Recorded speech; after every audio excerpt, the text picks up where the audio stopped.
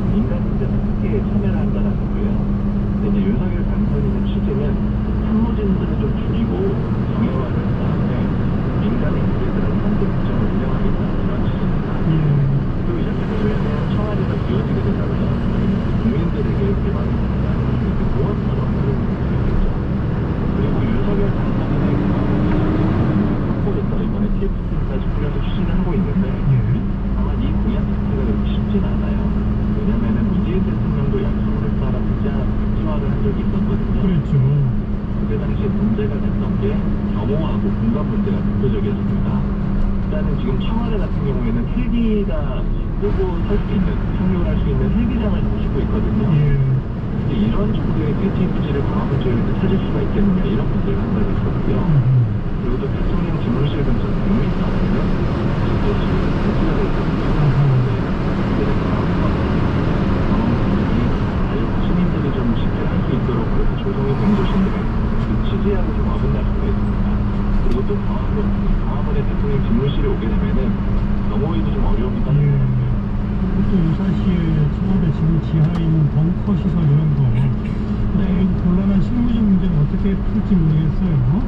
맞습니다. 그 다음 또 정부 조직 가운데서는 여성가족부 폐지, 이게 참 중요한 그 쟁점 가운데 하나인데 이미 국민의힘 내에서 논란이 일고 있네요.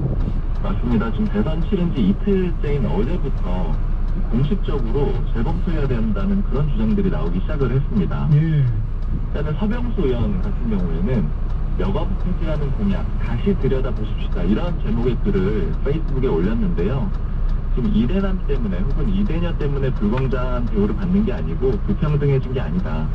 차별, 혐오, 배제로 젠더의 차이를 가르지 말고 함께 헤쳐나갈 길을 찾아봐야 된다. 이런 취지로 글을 올렸습니다.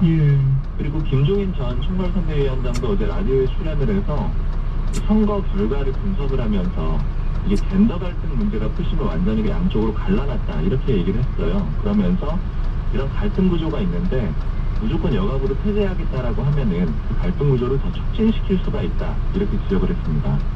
그리고 조은희 국민의힘 의원 당선인 서초갑 재보궐선거에서 당선이 됐거든요. 어제 CBS 라디오에 출연을 해서 일단 여가부도 심판을 하면서 입을 뗐습니다. 여당 단위 후보가 됐다 이렇게 지적을 했는데 다만 이어서 여성의 안전이나 성추사 문제 이런 문제들을 해결할 컨트롤 타워가 있어야 되고 이 기능을 만들자라고 승리하는 걸 생각해야 된다는 거죠. 요약을 해보면은 여가부에 대해서 비판을 하기도 했는데 기능과 역할을 강화해야 된다는 취지로 얘기를 한 거예요. 이러니까 이준석 대표적으로 여가부 주장해온 국민의힘 속 대표잖아요. 이준석 대표가 조은희 당선인의 발언을 공유를 하면서 페이스북에 강하게 비판을 합니다. 우리는 더 이상 야당이 아니라 대통령 선거 공약에 대한 비판이나 지적은 가볍게 하지 말라 반박을 했고요. 또 원희룡 전 정책본부장도 페이스북에 여가부 폐지 공약은 지켜질 것이고 또 여성 보호는 갈라치기가 아닌 방식으로 이뤄질 거다라고 적었습니다. 그리고 또 권성동 의원, 이 윤석열 당선인의 측근 중에 한 명이잖아요. 페이스북에 글을 올려가지고 이 여가부 폐지, 젠더 갈등, 여성 혐오 이런 걸로 몰아간 건 오히려 민주당이라고 하면서 여가부 폐지 공약을 지켜야 된다는 취지로 글을 올렸습니다. 여성가족부 폐지 공약 논란, 또 하나가 이걸 또 주도했던 이준석 대표 과연 이번 대선에 분위기 있느냐 없느냐 뭐 이런 논란도 또 있어요. 네, 지금 대선에서 이겼음에도 불구하고 이준석 대표 책임론이 나오고 있는데요. 그 이유는 아무래도 아까 말씀드린 대로 0.73%포인트 아주 적은 격차로 승리했기 때문이거든요. 이준석 대표가 당초에는 10%포인트 이상 이긴다 이런 식으로 언론에 공개적으로 얘기를 한 바도 있었고요. 그러다 보니까는 책임론이 더 커지고 있는 상황인데요. 대표적으로 이준석 대표가 2030 세대 남성을 좀 우대하는 그런 정책을 펼친 것이 효과가 있었느냐, 오히려 성별 갈라치기로 여성들의 반대 결집이 이뤄진 게 아니냐 이런 지적이 나왔고, 또 이준석 대표가 서진 정책, 호남을 집중 공략하는 정책을 강조해 왔는데 그 효과도 미미한 것 아니냐 이런 지적이 함께 나왔습니다. 이런 지적에 대해서 이준석 대표 어제 적극적으로 반박을 했는데요. 일단 페이스북에다가 2009년에 있었던 미국 뉴욕에서 있었던 사고인데요. US 에어웨이즈 97 사고를 다룬 영화 사진을 공유를 했습니다. 이 사고는 허드슨 강의 기적이다 이런 식으로도 표현이 됐었는데 당시 비행기 엔진이 망가지니까 조종사들이 기지를 발휘해서 허드슨강에 착륙을 시킵니다. 맞아요. 그래서 승객들의 목숨을 구했는데 이제 다만 문제는 그 이후에 조사 과정과 공청회 과정이 있었는데 조종사들의 책임론이 계속 나왔거든요. 이때 이준석 대표가 이런 상황을 거론을 하면서 보통 조종석에 앉을 자격이 없던 사람들이 이런 지적을 한다라고 그런 취지로 비판을 했습니다. 그리고 이 대표가 또 다른 글도 올렸는데 여기에서는 신지지층 확장, 그러니까 새로운 지지층 확장은 보수 정당의 생존의 문제다. 자신이 해왔던 정책이 맞다라고 강조를 했습니다. 그리고 이렇게 여론전을 펼치는 동시에 당직 개편 작업에도 돌입을 했는데요. 예. 대표적으로 사무총장을 한기호 전 사무총장을 다시 내정을 하는 상태예요. 이게 어떤 의미냐면 이제 대선 후보가 선출이 되면은 대선 후보 중심으로 당직 인사가 다 재편이 되잖아요. 맞아요. 그래서 이 임명이 됐던 게 권영세 사무총장인데 권영세 사무총장이 그만뒀습니다. 예. 그러니까 이준석 대표가 원래 자신이 임명을 했었던 한기호 전 사무총장을 다시 임명을 했는데 즉 윤석열 당선인 중심 체제로 짜여져 있었던 당직 인선을 이준석 대표가 자신의 중심 체제로 다시 전환을 하겠다 이런 취지로 볼 수가 있고요. 그렇죠. 사무총장단을 비롯해서 대변인단도 교체할 예정이고 또 특히 여의도 연구원장도 교체할 예정이거든요. 현재 지사무 원장인데 유경준 의원이 유력하게 검토가 되고 있습니다. 아무래도 이거는 오는 6월에 지방선거를 앞두고 예. 당직을 재편을 해서 좀 주도권을 쥐려고 한다 이런 관측이 있습니다. 네. 자, 패배한 이재명 후보는 뭐 줄곧 자신의 잘못이다, 자기가 진 거다 이런 얘기를 하는데 어제 페이스북에 또 그런 내용의 글을 올렸죠? 네, 이 페이스북에 적은 글 전해드리면은요. 일단 첫 번째로는 이번 선거 시작부터 끝까지 정말 쉽지 않았다. 그렇지만 여러분이 있어서 여기까지 올 수 있었다 이런 얘기를 했고요. 방금 말씀하신 대로 이재명 후보 자신의 패배다 이런 점을 계속 강조를 했습니다. 예. 죄송하다, 기대에 부응하지 못했다 이렇게 적으면서 패배의 모든 책임은 오롯이 부족한 저에게 있다 라고 했고요. 또 이재명이 진 것이지 새로운 대한민국에 대한 열망이 진 것은 아니다 이렇게 얘기를 했습니다. 그리고 그제 선대위 해단식에서도 비슷한 발언을 했었는데요. 여러분은 최선을 다했고 또 성과를 냈지만 이재명이 부족한 0.7%를 못 채워서 진 것이다. 모든 책임은 이 부족한 후보에게 있다라고 얘기를 했습니다. 예. 그리고 선거 이 윤곽이 어느 정도 드러났던 그 10일 새벽 때도 당사에 와서 대국민 메시지를 발표를 했었거든요. 그때도 여러분의 패배도 민주당의 패배도 아니다. 모든 책임은 오롯이 저에게 있다. 이렇게 얘기를 했었습니다. 네. 민주당은 당 지도부가 사퇴하고 일단 윤호중 원내대표가 비대위원장을 맡는 체제로 전환하기로 했죠. 하지만 네. 내부 반발이 또 있죠. 맞습니다.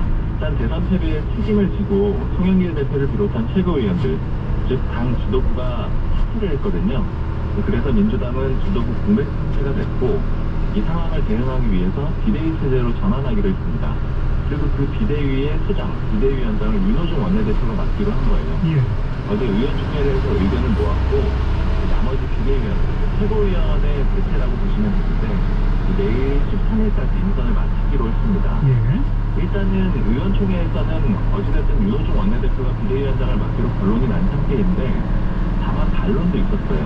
대표적으로는 윤호중 원내대표 역시 이번 대선에서 지도부로 역할을 했는데 책임이 없는 게 아니지 않느냐 이런 지적이 나온 거고요. 김두관 의원 같은 경우에는 윤호중 원내대표 중심의 비대위로는 검찰의 칼날도 지방선거의 승리도 보장하기 힘들다 이렇게 얘기를 했고요. 우천 마소청의 개혁이 필요하다는 얘기도 했습니다. 그리고 또 방금 전에 오늘 페이스북에 김두관 의원이 추가로 올린 글을 보니까 예. 이재명 비대위원장 체제를 해야 된다 이런 주장을 또 했고요. 예. 차기 원내대표는 어찌됐든 일단 공석이 됐기 때문에 3월 25일 전에 선출할 예정인데 그 선출 방식을 교황 선출 방식으로 하기로 했다라 그래요. 콘클라베 방식이라고도 표현을 하잖아요. 비밀 투표를 통해서 진행이 되는데 이제 원하는 사람이 나올 때, 그러니까 과반수 이상이 나올 때까지 3분의 2 이상 득표자가 나올 때까지 반복을 하는 그런 형태이거든요. 그렇죠. 이제 민주당도 이런 방식을 통해 가지고 차기 원내대표를 뽑기로 했습니다. 이렇게 되면은 당분간 민주당은 비대위원장하고 신임 원내대표 투톱 체제로 운영이 될 예정입니다. 알겠습니다. 마지막으로 이번 대선 때문에 뭐 주목을 받지 못하고 있습니다만은 5곳에서 국회의원 재보궐선거 있었잖아요. 네. 그 결과도 좀 정리해 보죠. 네. 재보궐선거 5곳 중에서 4곳에서 국민의힘이 승리를 했고요. 또 나머지 한 곳도 국민의힘 출신의 무소속 후보가 당선이 됐기 때문에 사실상 국민의힘이 싹쓸이를 했다, 전석을 석권했다라고 볼 수가 있는 상황입니다. 예. 다만 이게 선거 때 우세했다라고만 보기는 어렵고요. 민주당이 책임이 있는 지역에서는 무공천하기로 했었거든요. 맞아요. 그 지역이 세 곳이었는데 그러다 보니까는 좀 국민의힘이 압도적으로 의석을 가져가는 그런 결과가 나왔습니다. 지역별로 짚어보면은 서울 서초갑 보궐선거에서는 조은희 국민의힘 후보가 당선이 됐습니다. 예. 여기가 원래 유일하게 민주당하고 국민의힘 후보가 맞붙는 지역이었는데 그러나 워낙 서초갑이 국민의힘 무대 지역이잖아요. 그래서 승패는 일찍이 예견이 된 상황이었고요. 이정동 민주당 후보는 24.48%를 얻었습니다. 그리고 서울 종로에서는 감사원장을 지냈던 최재형 국민의힘 후보가 당선이 됐는데요. 52.09%를 기록을 했습니다. 그리고 대구 중남 지역, 여기에서는 무소속 김병현 후보가 당선이 됐는데요. 여기는 원래 박상도 전 의원 지역이었거든요. 그런데 박상도 전 의원이 후천대유 50억 클럽에 이름이 올라가면서 탑재를 했잖아요. 그래서 국민의힘은 자신들의 책임이 있다라고 해서 공천을 안 했는데 결과적으로는 국민의힘 성향 후보가 당선이 된 겁니다. 예. 그리고 경기 안성에서는 김학용 국민의힘 후보가 당선이 됐고요. 이 김학용 후보는 이 지역에서 3번 국회의원을 지낸 바가 있습니다. 이제 4선이 걸리네요. 맞습니다. 그리고 충북 청주 성당에서는 정우택 국민의힘 후보가 당선이 돼서 5선 의원이 됐습니다. 네, 오늘 여기까지 합시다. 경향신문 박순봉 기자 고맙습니다. 감사합니다. 정관용의 시사본부 듣고 계십니다. 12시 31분 좀 지났네요. 기상청 또 교통정보센터 연결해서 날씨와 도로 상황 알아봅니다. 먼저 기상청의 최영우 씨. 네, 날씨 정보입니다. 현재 서울이 17도까지 올랐습니다. 예상 낮 기온을 2도가량 앞두고 있는데요. 오늘 서울 세종 19도까지 올라서 아주 한껏 기온이 올라 가볍게 옷차림하시고요. 광주, 제주는 23도까지 기온이 지속됐습니다. 오늘 기온이 올 들어 가장 높을 것으로 예상하고 있고 현재 부천이 22.6도, 장흥이 21.5도, 밀양 21.3도 기록하고 있습니다. 이렇게 기온이 높은 탓에 미세먼지 농도도 좀 좋지 않은 곳이 많고 건조함도 심해지고 있습니다. 현재 동쪽에는 건조특보 그대로 유지 중이고 수도권과 세종, 충북, 충남은 오늘 미세먼지 농도 나쁨 상황 보이겠습니다. 비가 내리면서 내일 대기질은 전국적으로 청정해지겠습니다. 현재 울진과 산청의 산불 발생이 9일째입니다. 이렇게 화재 현장으로도 비 소식이 들어있는데 내일 5에서 10mm가량이 지날 것으로 예상하고 있고요. 오늘, 내일, 모레까지 전국인 피고 비가 자주 옵니다. 오늘은 전국 대부분 지역에 빗방울이 좀 떨어져서 오늘 밤부터 서울과 인천, 경기, 강원 내륙 산지에 비가 오겠고요. 내일은 전국적으로 이어집니다. 모레 새벽에 대부분 그치겠지만 강원 영동은 저녁까지 이어지겠고 반면 새벽에 잠깐 그쳤다가 서울과 인천, 경기, 강원 영서 쪽으로는 또 오전부터 저녁까지 비가 가끔 다시 반복될 전망입니다. 이후로 다가오는 한 주간 비 소식이 또 들어오는데요. 목요일쯤 일부 충청과 전라, 제주 비가 오후에 시작이 돼서 금요일 종일 전국에 한 차례 더 비가 올 것이란 반가운 소식도 있습니다. 지금 서울 기온 17도입니다. KBS 날씨정보 최영미였습니다. 계속해서 이 시각 교통상황입니다. KBS 교통정보센터의 오수미 씨가 전해드립니다. 네, 이 시각 교통정보입니다. 주말 나들이 교통량도 빠르게 늘었지만 사고 등 돌발 소식도 잦습니다. 먼저 제2경인고속도로 성남 방향은 남동에서 승용차 단독사고가 있었는데요. 1시간째 발생한 사고인데 여전히 여파가 심해져 있어서 문학부터 남동 쪽으로 정체가 극심합니다. 영동고속도로 강릉 방향은 인공포에서 승용차 사고가 났습니다. 1차로를 막고 수습을 하면서 여파로 밀리고 있고요. 걸어서는 나성터널을 지나 양지터널까지 차들이 많아서 10km나 긴 구간에서 정체입니다. 반대 인천 쪽으로는 월곶 분기점 일대에서만 정체고요. 제2영동고속도로 원주 쪽 초월터널 앞두고서 밀리고 있고 서울 영양고속도로는 남양주를 시작으로 화도까지 5km 막히고 있습니다. 지금까지 KBS 교통정보센터였습니다.